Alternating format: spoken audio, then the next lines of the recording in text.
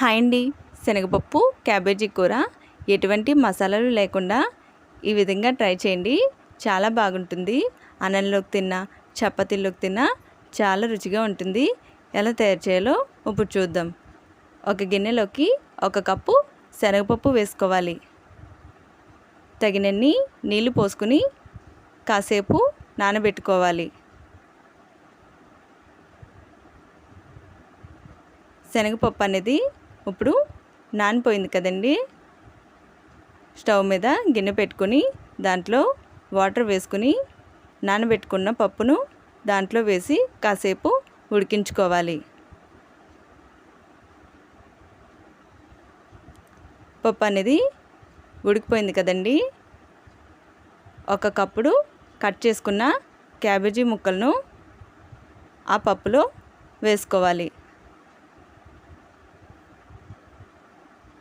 కాసేపు ఉడికించుకోవాలి.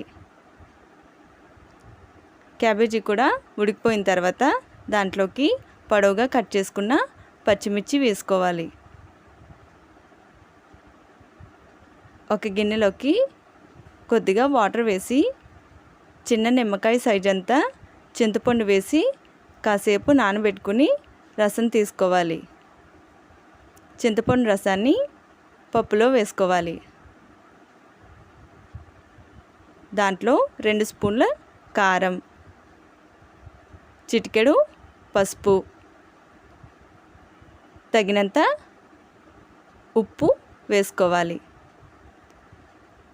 అదంతా కలుపుకోవాలి.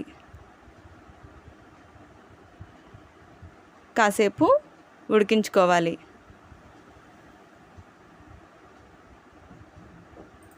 ఇప్పుడు పప్పు అనేది ఉడికిపోయింది కదండి.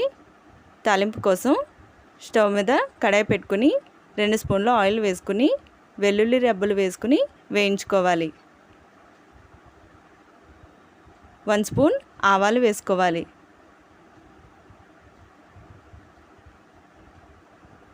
అలాగే 1 స్పూన్ జీలకర్ర, కట్ చేసిన ఎండుమిర్చి, కరివేపాకు వేసుకుని వేయించుకోవాలి.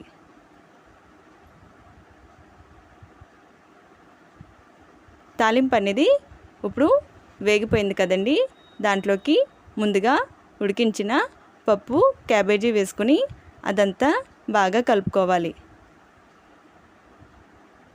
అంతేనండి, ఎంతో రుచిగా ఉండే క్యాబేజీ శనగపప్పు కూర రెడీ అండి.